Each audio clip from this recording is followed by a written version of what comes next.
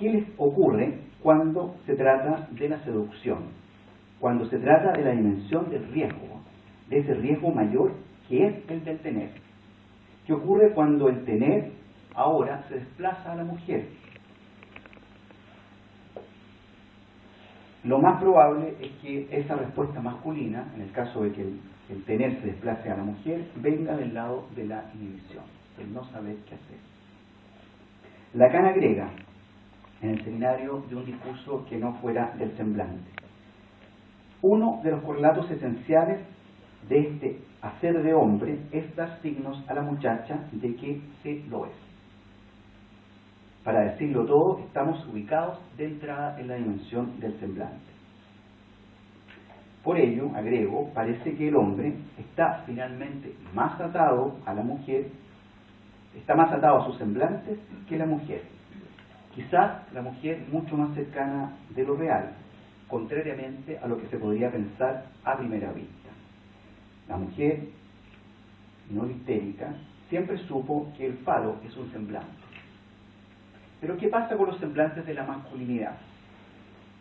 Un crítico de cine chileno, Héctor Soto, escribía la semana pasada en una columna de un diario nacional algunas impresiones sobre el nuevo cine chileno, y en especial acerca de la representación que ahí se hace del hombre chileno actual. Comenta en esta columna fundamentalmente la película de Lavandero, Las cosas son como son, que está actualmente en cartelera, y Gloria y varias más, digamos, que han circulado en este último año y el año pasado, algunas de Fourier, en fin. Dice un crítico, Héctor Soto: estamos notificados, los hombres no seducimos ni conquistamos, tampoco acogemos, mucho menos orientamos, conducimos o contenemos, y si de corresponder se trata, mejor ni hablar. Huimos desesperadamente, nos vamos.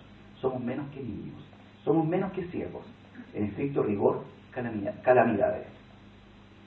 Lapidario diagnóstico y contundente conclusión: los machos están cansados.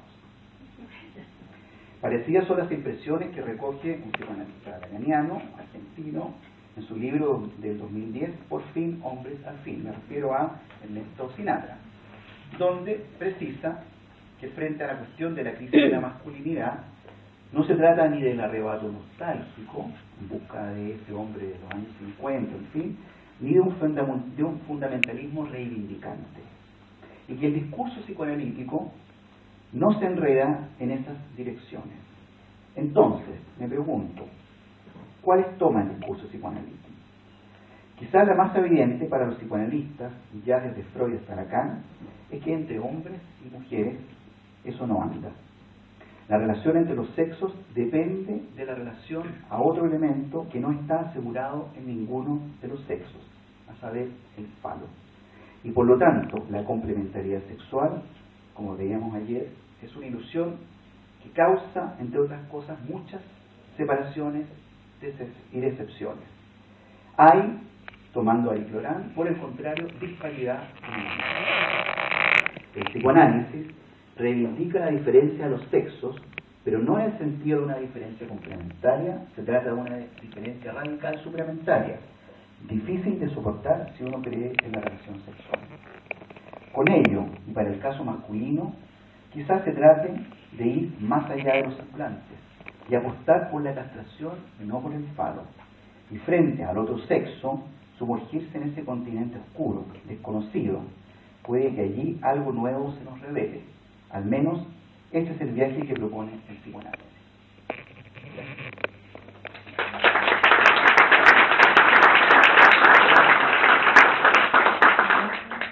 Bien, gracias por el viaje que propones con esta introducción que nos das, contexto.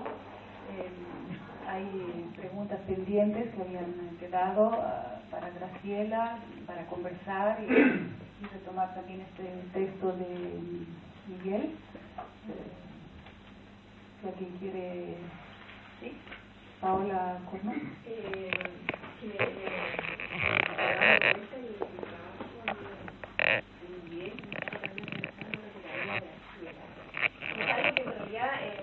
Me vengo preguntando la soledad y el aislamiento. veces mucho pensaba en esas viñetas clínicas que traía, sobre todo que se hace bolsa solo. Pensaba cómo por un lado podríamos pensar la soledad de la neurosis, de excluirse, pero a la vez también pensaba en la época como el consumo de la soledad. En el café hablábamos de que había escuchado en una película que representaba la adolescencia vivía y cómo estos sujetos solos frente al computador o frente a algo en un consumo solo finalmente, un goce más autista. Por eso también pensaba en esto que traía Graciela a propósito del autismo, de esta relación. Un poco eso, como para poder pensar, y es algo que me lo estoy preguntando, ¿cómo en la clínica lo que está apareciendo, hay algo de estos sujetos solos, de la dificultad del encuentro al otro, cómo desde el discurso analítico poder hacer entrar algo en acto, porque finalmente es una vuelta en donde viene muy desde el lado, como lo voy a poner así, como desde el consumo, pero finalmente poder hacer entrar algo de ese lazo roto es como bastante difícil, a propósito de lo que traías, como esta sanación por vía de esta mujer, digamos, y cómo la droga o el consumo, qué lugar también tendría, a propósito me parece más de lo que discute en la época. Es como un comentario, porque en realidad es algo que yo me estoy preguntando, y a propósito de la soledad y el aislamiento, si irían juntos, o si hay un cierto punto de deslizamiento o de límite que lo podría diferenciar. Y a propósito de estas nuevas habilidades, ¿cómo pensar las nuevas habilidades? En ese mismo sentido. Justamente esta otra viñeta en el punto en donde toma, como se dice, las llaves, una posición bastante más fálica, entonces una posición bastante más masculina desde el lado de las mujeres.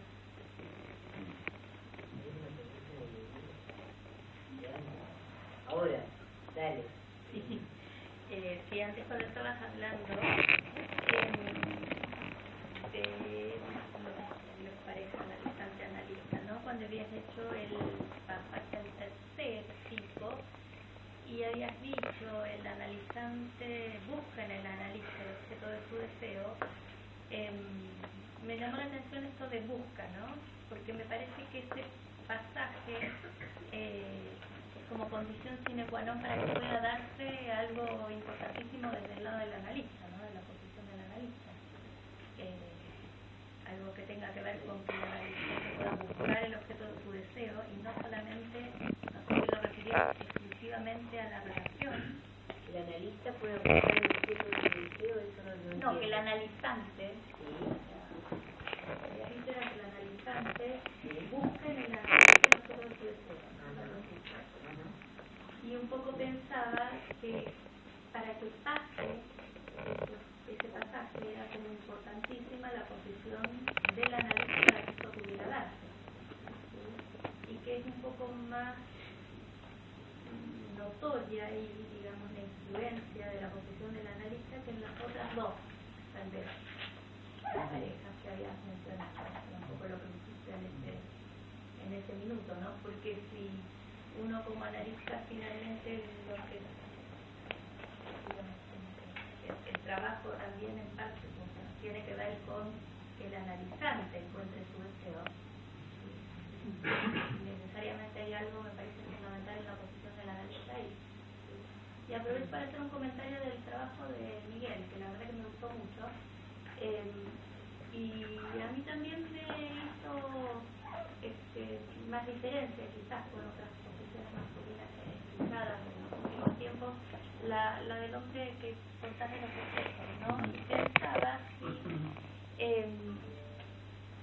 no sé, a mí se me ocurre que tal vez esto de que finalmente la prostituta uno podría decir que en parte locura, ¿no? Quizás la cura por amor, que hay algo que debe poder influir en esto, el hecho de lo que dice Lacan de que de cuando la mujer se puede poner como objeto de goce, ¿sí?, para el hombre, ¿no? Pareciera que hay algo ahí donde él estaba cansado de todas las demandas, ¿no? Y todos los, digamos, él cumplía todo, pagaba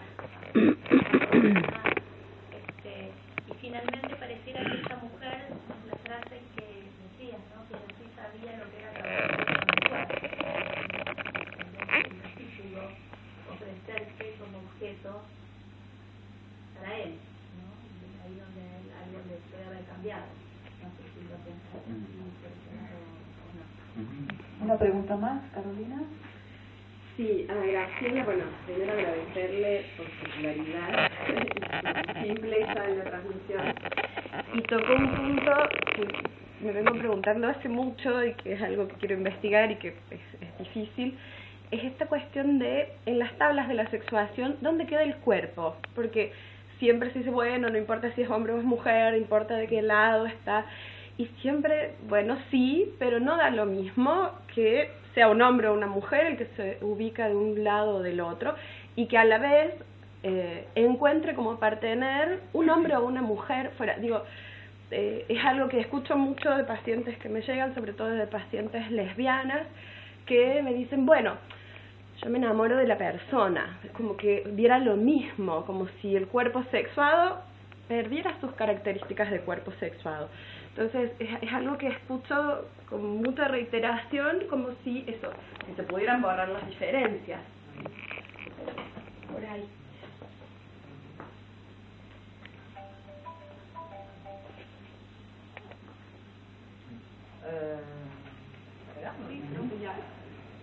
Que tomamos 3 y hacemos una ronda de respuestas, después tomamos otras 3 y seguimos. La tuya quedaría la primera de la segunda tanda.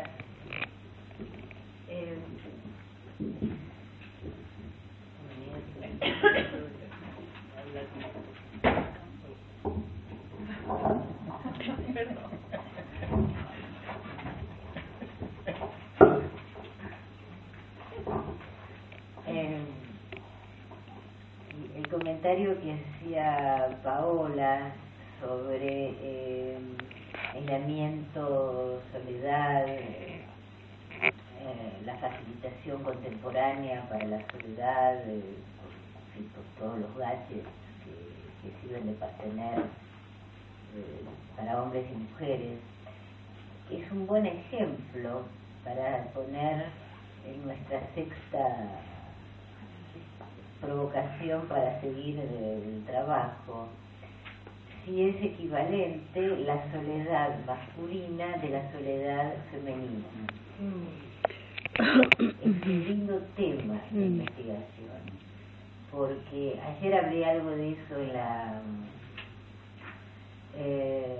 en la conferencia, pero cuando se toma como punto de referencia las fórmulas del 20, es decir, las fórmulas de la sexuación, que no son la última palabra, después del 20 vienen muchas vueltas más para Lacan, pero en eso la soledad masculina está siempre del lado de el goce fálico, del goce del idiota, del sujeto casado con su falo. Y efectivamente uno puede poner en serie la cantidad de objetos que la ciencia articulada con la técnica pone a disposición de un hombre hoy para ejercitar ese goce fálico sin necesidad de tomarse ningún trabajo, ni de afeitarse, ni de lavarse los dientes, ni de bañarse, ni de nada. Simplemente estando en su casa puede obtener todo tipo de películas, de conversaciones, todo que, digamos, son paseitos por el campo del otro, de un otro sin cuerpo, de un otro virtual, pero ese paseíto por el campo del otro desemboca en el goce del órgano, Es simplemente darse una pequeña vueltita, lo que siempre se consiguió hacer gracias al fantasma y a la imaginación. Ahora hay cosas que ayudan a eso, es un poco imaginativo, en fin. Pero es una pequeña, el hombre no sale de su soledad, que es una soledad que tiene al falo como partenario. Parece que está solo, pero no está solo, está con el falo, con ese objeto, en fin, un poco impredecible que es su partenar fálico. Mientras que del lado femenino, para ver cómo reencontramos la diferencia, aún para hablar del lado femenino, cuando Lacan habla de la soledad, le da una vuelta completamente distinta al seminario en el Turbí. Si le interesa el falo, entonces está obligada a darse una vueltita por el lado del hombre. Y eso no hará otra cosa más que devolverle que es compañera de su soledad, partener de su soledad, es decir, que hay un goce en el cual el hombre puede acompañarla hasta cierto punto, y más allá de ese punto ella se encuentra con un goce que no es compartido por el hombre, y entonces en fin, forma parte de la clínica que uno encuentra, el punto de caída y de depresión, de tristeza, incluso de llanto de una mujer después de haber alcanzado la satisfacción fálica. Uno se pregunta por qué llora. Los hombres se lo desesperan tratando de, la pasaron bárbaro, él quiere dormir y ella llora. Y efectivamente el llanto obliga a preocuparse.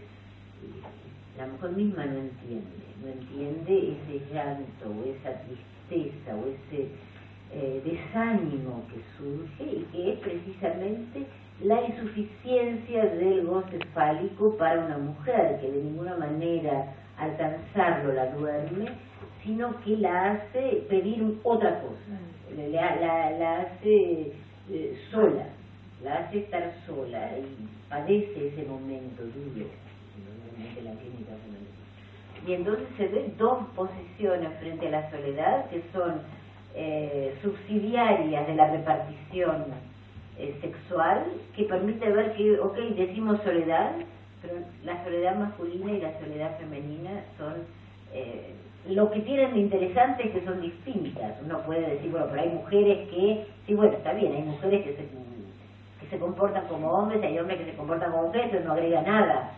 Eso agrega simplemente que no hay que fiarse por el aspecto anatómico de la gente, que eso engaña, pero lo interesante es que la estructura de la soledad no es equivalente, es del lado para todo X phi de X y del lado no todo X phi de X. Para no usar la palabra hombre y mujer, que siempre nos meten un lío, no es lo mismo. Lo que se llama soledad de un lado no es lo que se llama soledad del otro. Y es un buen ejemplo. No, solo una preguntita, aprovechando que estás hablando de la soledad y de la pareja analista, analizante. ¿Qué de la soledad del analista?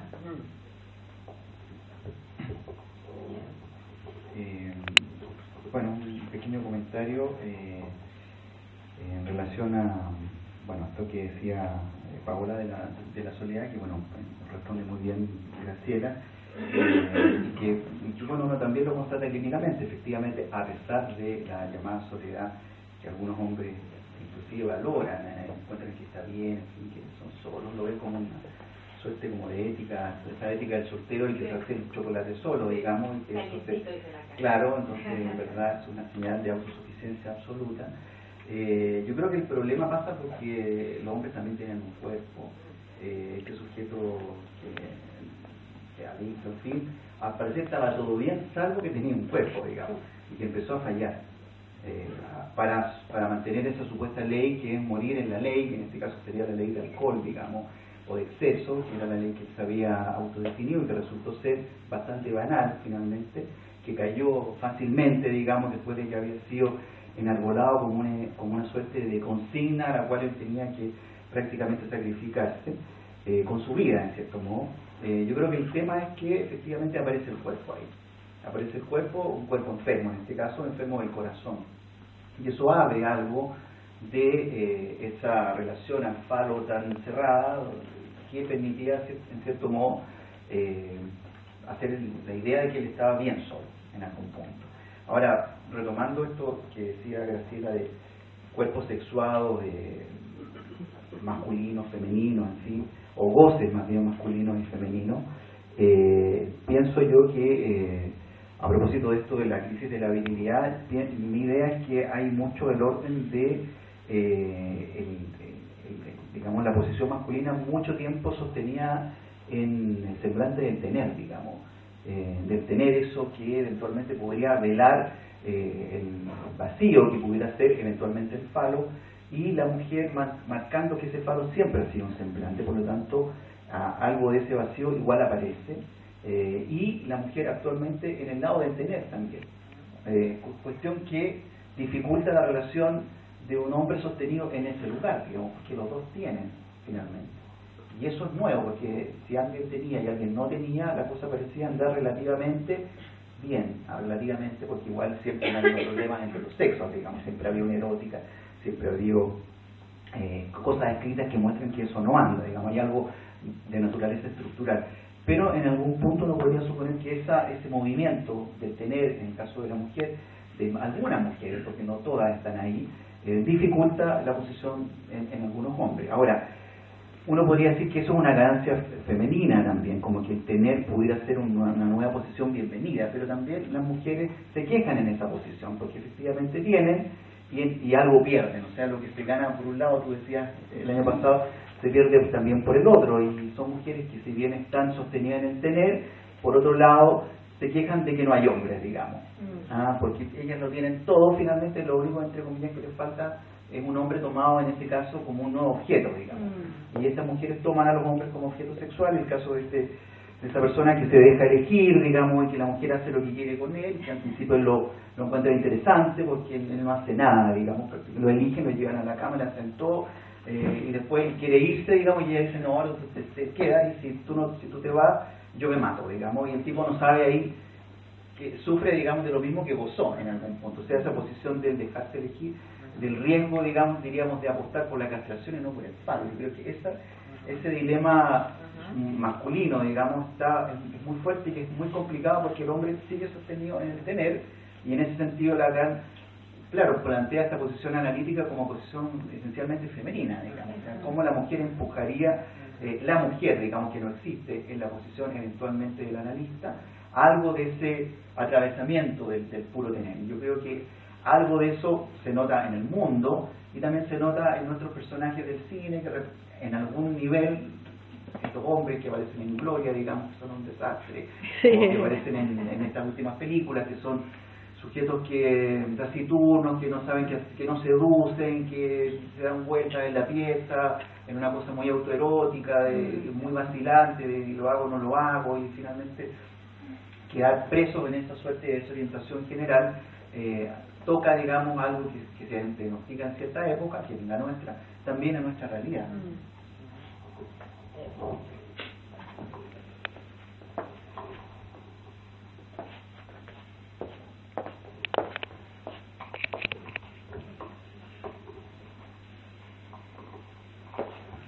Para Lacan, exactamente como vos terminás tu intervención, exactamente la misma dirección que tiene su comentario: no hay virilidad que no sea consagrada por la castración. Contrariamente a toda idea de que la virilidad está del lado del tener. Y hay un curso de Miller, Los usos del lapso, creo, donde al final hace toda un comentario precioso sobre lo que es la mascarada en el hombre y de qué manera a mayor mascarada viril, Miller dice, y entonces el tipo se deja la barba, se pone los anteojos oscuros, la chaqueta de cuero, se sube a la moto y, digamos, hace toda la caricatura de la virilidad, a mayor mascarada de la virilidad, mayor feminización.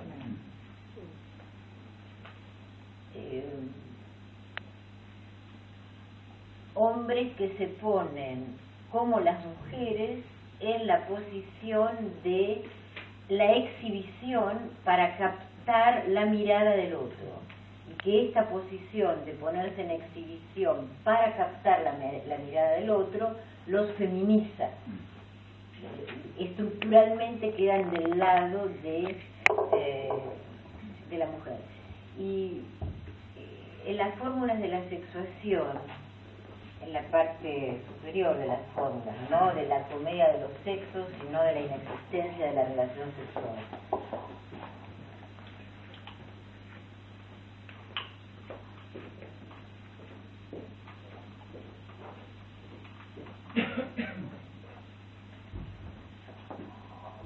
Para Lacan, que lo dice con todas las letras en el seminario 20, sin que exista ninguna duda,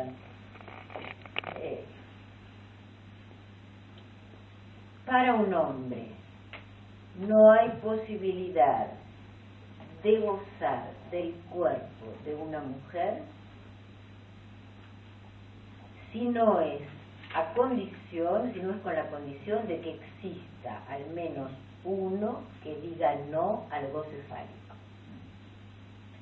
Es decir, que Lacan anuda de una manera completa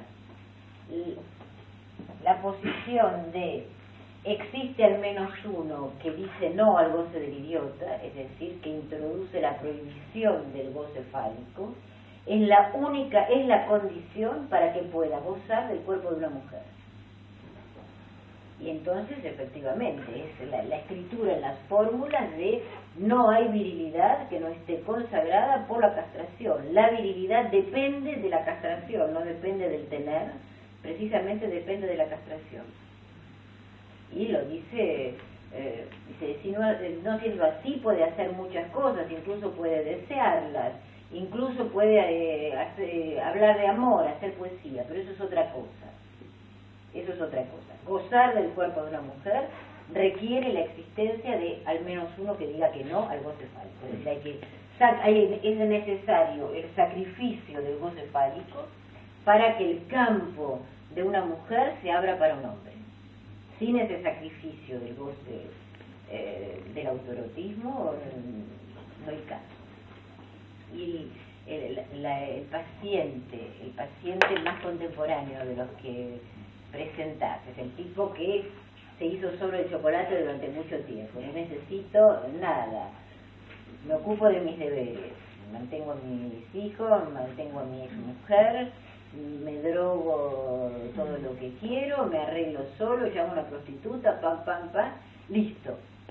Es decir, alguien que está completamente del lado del ese tachado y sin ninguna vueltita por este lado. Todo lo que hace lo hace por aquí. Lo máximo que hace es tener que agarrar un teléfono para llamar a una prostituta que oficia para la satisfacción del goce fálico. Están los dos del mismo lado. Es el sujeto que tiene al falo como partener.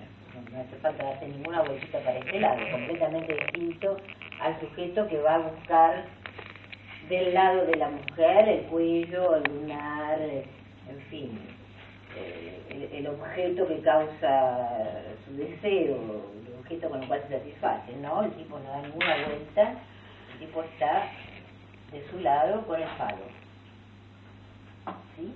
Y lo que irrumpe, y se las arregla muy bien, sabe cómo arreglárselas con su goce, ¿sí? Y lo que me parece increíble del caso es, en fin, me hace acordar al caso que comenta Lacan del amante que le cuenta el sueño a su partener, y el tipo que estaba atravesando un episodio de impotencia, ella le cuenta que sueña que lo tiene, pero que además se penetra a ella misma, y el tipo recupera sus poderes. Ese tipo de función que puede tener la palabra de una mujer en la economía libidinal de un hombre, que si uno la pudiera calcular y tener el manual de lo que hay que decir cada vez, verdaderamente escribiríamos la relación sexual, sería eso. La cuestión es que uno jamás se le va a cruzar por la cabeza que hay que tener ese sueño, que además hay que contarlo, y que vos, aparece una prostituta que está en la serie de las prostitutas, podría ver así, y dice algo que oficia de... no sabemos de qué oficio, pero si tuviera que reflexionar teóricamente, porque no tengo, sí, no sé, pero si tuviera que reflexionar teóricamente, yo pondría la eficacia de las palabras de la mujer esta en el yo sé. Yo sé lo que es tener un cuerpo y trabajar duro con el cuerpo, ¿sí? Porque eso, yo sé, para este tipo que sabía perfectamente qué botones había que tocar para que le trajeran la droga, para que le trajeran la puta, para que el tipo con una libretita tenía todo lo que necesitaba, un pequeño escenario mínimo, perverso polimorfo, en fin, el saber de su lado, como sabía perfectamente cómo se goza, tenía aprendido todos los mecanismos. Aparece una mujer que le dice, no sabes nada, no sabes nada, la que sabe soy yo. Creo que eso inaugura en esta mujer el sujeto supuesto saber.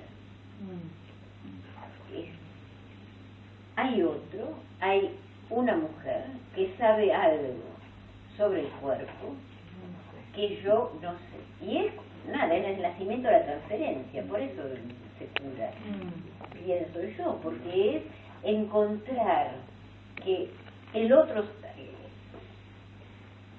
un saber supuesto, porque ella no le dice cómo, pero es la mujer sabe algo del cual él es ignorante, y el saber pasa mágicamente del lado de la mujer, y fórmula de Lacan, aquel a quien le supone el saber, lo amo, que es la fórmula de la transferencia, y que pienso que no es tanto que ella aparece como objeto, sino que dice la palabra mágica, yo sí sé, vos pensás que trabajás con el cuerpo, yo sí sé lo que es trabajar duro con el cuerpo, y el tipo no sabe efectivamente de qué está hablando ella. Ella hace entrar en juego una dimensión del goce, una dimensión del cuerpo, una dimensión del saber que el tipo no tiene, y que en ese punto él pasa al lugar del no tiene, él que de inmediato ella lo coloca en el lugar de hay algo que no sabes y que yo sí sé, y el tipo ¡pac! Muerde al suelo. ¿Qué es lo que intenta hacer Miguel con su intervención? Porque Miguel le dice, sí, háblanos del corazón, haciendo el equívoco como esto que él no ha podido... Efectivamente, pero es más eficaz. Es más eficaz ella. Tiene más potencia. Sin lugar a dudas. Más potencia. ¿Ves lo que quiere decir que una mujer puede ser síntoma para un hombre? Eso. Que puede decir exactamente las palabras que dice algo de él que él no conoce. Es un goce ignorado, pero es, yo sé, es verdaderamente, me encanta el ejemplo. Hay que aprender,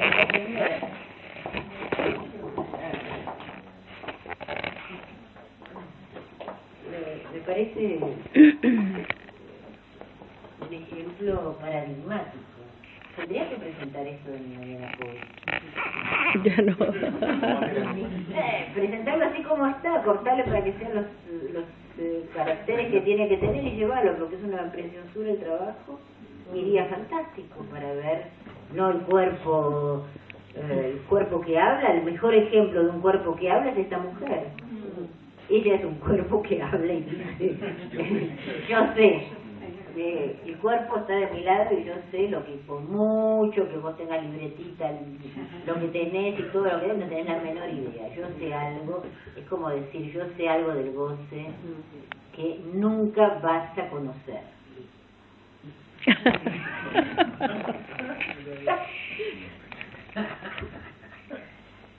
Plincaza. Eso te idiotima, sí. Plincaza. Plincaza, el tipo cae enamorado. Que no se trata ni del corazón ni de lo simbólico. Sí, se trata eso del cuerpo, ella, un goce ignorado, que ella no, que le muestra, y el tipo ahora quiere saber algo de eso. Ahora quiere tener algo de eso, y la va a perseguir y la va a tratar de ponerla en la libretita, no lo va a hacer. Bien, fantástico. 10 minutos. Ok, tenemos 10 minutos y un montón de preguntas, una mejor que la otra. Vamos con las que ya se hicieron.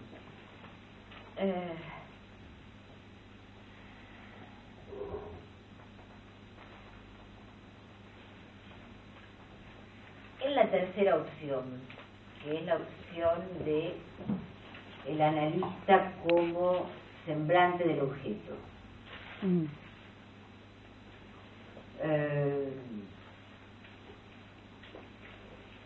¿De qué está hecho ese analista? Ese analista no está hecho del saber. Ese analista está hecho del objeto, pero no es el objeto, es un semblante del objeto, como por otra parte todo el objeto es un semblante. Es decir, que el analista se presta a través de su manera de intervenir o de no intervenir, se presta con su silencio, se presta con su cuerpo, para que el analizante lo tome como objeto de su fantasma, del fantasma del analizante, es decir, que se presta para que el analizante lo capte en su fantasma. Y el analista me suspendió la sesión. Cada uno va a darle un valor completamente diferente en función de su fantasma. Es decir, que una vez establecida la relación transferencial, el analista no tiene posibilidad de hacer nada que no quede atrapado en eso. Y es la única manera por la cual el analizante va a tener una idea de cuál es su fantasma. Como decía Freud, nada puede ser curado en ausencia o en esfinge. Es decir, que hace falta que el analista quede tomado en el juego fantasmático del paciente para que el paciente pueda vislumbrar con qué objeto él juega la partida. El famoso caso que comentaba Miller del